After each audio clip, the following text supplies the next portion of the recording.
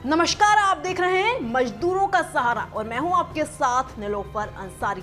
खबरों से अपडेट रहने के लिए हमारे चैनल को लाइक करना, सब्सक्राइब करना व बेल आइकन को दबाना ना भूलें।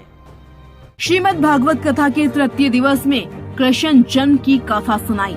जनपद लखीमपुर खीरी के तहसील मितौली अंतर्गत ग्राम कानाखेड़ा में रामकुमार पांडे वे पांडे परिवार की तरफ से 7 दिवसीय श्रीमद् भागवत कथा का आयोजन तृतीय दिवस में लखीमपुर खीरी से पधारे राजन मिश्र महाराज ने कंस के अत्याचार व कृष्ण जन्म की कथा सुनाई। महाराज ने कहा कि मथुरा के राज्य के राजा उग्रसेन बड़े दयालु व न्याय प्रिय थे और उनके राज्य में बहुत ही खुशहाली थी, मगर जब धीरे धीरे उनका बेटा कंस बड़ा होने लगा तब अपने राज्य के साधु संतों और ब्राह्मणों पर अत्याचार करने लगा।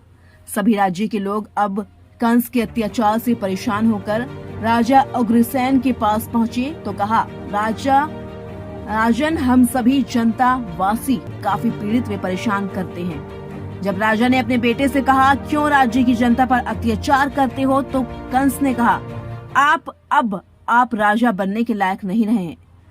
उनको जेल में डलवाकर खुद राजा बन बैठा और उसके बाद अत्याचार उसके और ज्यादा बढ़ने लगे। राजाया कंस की एक बहन देवकी थी, उसको बहुत मानता था और उसका विवाह उसने वासुदेव जी के साथ किया और कहा कि मैं बहन को मैं अपने रथ से विदा करने जाऊंगा।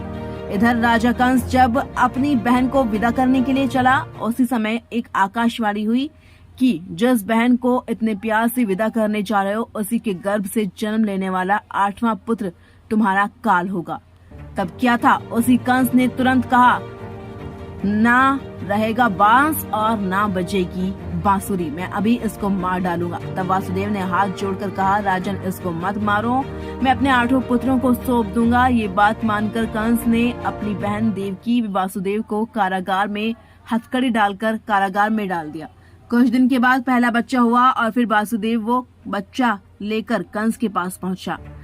तब कंस ने कहा, मेरी मृत्यु तो देवकी की 8वें पुत्र से होगी, मुझे इस पुत्र से कोई दुश्मनी नहीं है, जाओ, इसको मैंने माफ कर दिया। तभी नारद जी का आगमन हुआ और कंस ने कहा कि राजन, ये तुम क्या करने जा रहे हो, इस बच्चे को क्यों छोड़ दिया? कंस ने कहा कि मृत्यु तो 8वें पुत्र से होनी है। तो नारद जी ने कमल का फूल लिया और समझाया कि राजन, ये बताओ, इसमें पहला कौन है, 8वां कौन है? राजा कंस ने तुरंत ही उस समय ही उसी बच्चे को जमीन पर पटक कर मार दिया।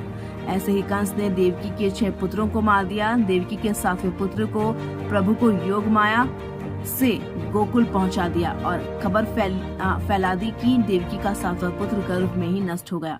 उसके बाद माँ देवकी के 8वें पुत्र के रूप में श्री कृष्ण भगवान का जन्म हुआ। कथा सुन श्रोतागण हुए मंत्र मुग्ध।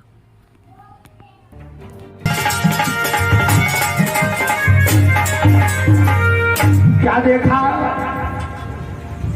कि वो जन्माष्टमी जो है वो कृष्ण जन्माष्टमी के नाम से विख्यात है दुनिया में। कृष्ण जन्माष्टमी, वो कृष्ण जन्माष्टमी प्रति वर्ष माने हर साल पूरे संसार में भारत में घर घर मनाई जाती है हर वर्ष।